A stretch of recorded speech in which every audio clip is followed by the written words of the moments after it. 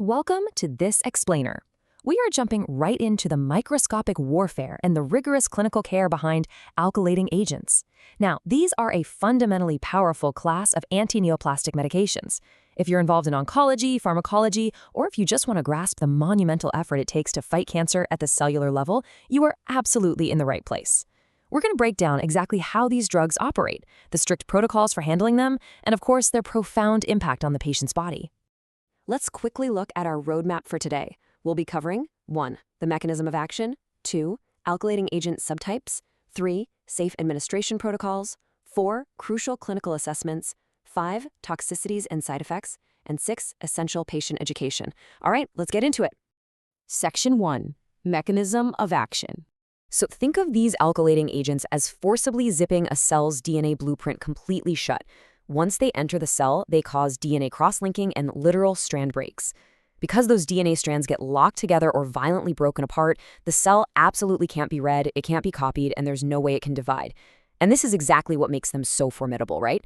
They are primarily what we call cell cycle nonspecific. Unlike certain treatments that only work when a cell is actively dividing, alkylating agents can attack and damage that cancer cell at literally any phase of its life cycle.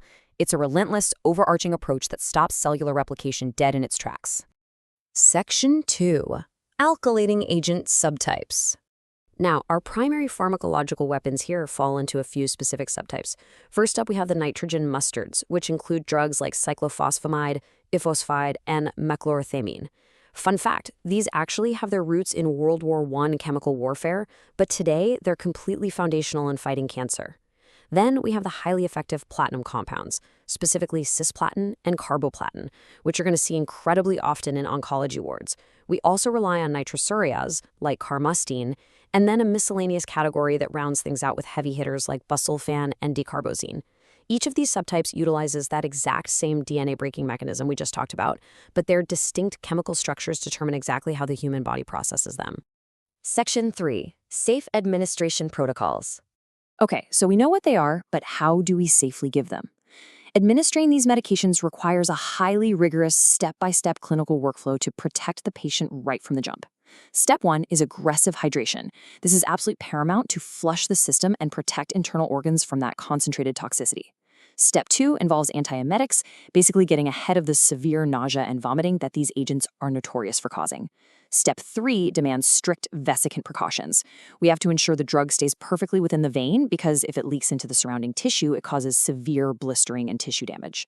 And finally, step 4, utilizing specialized filters during intravenous administration to ensure the absolute purity and safety of that infusion. And, a major clinical danger here is thrombophlebitis. That's severe inflammation and clotting of the vein, which can easily happen when you're administering these caustic drugs through a standard peripheral vein. It really cements exactly why those strict vesicant precautions we just mentioned are totally non-negotiable. It's a rather stark reminder of the immense power of the chemicals we're introducing into the bloodstream.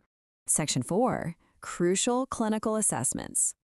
And right alongside that, Section 5. Toxicities and side effects. So how do we monitor for all this? Well, the theoretical risks map directly to the real-world clinical assessments that healthcare professionals have to perform. Take myelosuppression, for example, which is the halting of blood cell production in the bone marrow. How do we catch it? By constantly monitoring a CBC, or complete blood count. Next up is hemorrhagic cystitis, a very painful bleeding in the bladder. This is exactly why we have to assess the urine for hematuria, or blood.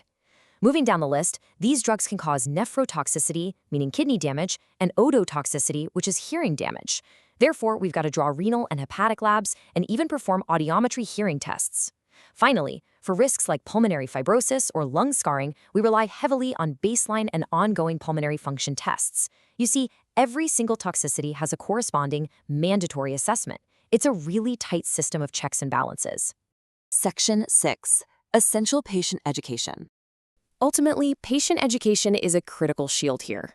Patients must be explicitly taught how to manage their own care to prevent complications. They need to maintain strict hydration at home to keep their kidneys and bladder flushed out. Because of that myelosuppression risk we just looked at, they have to guard against infections and adhere to strict bleeding precautions. Literally, even something as simple as using a soft-bristled toothbrush makes a huge difference. Furthermore, because these drugs scramble DNA, using reliable contraception is mandatory to prevent severe fetal harm.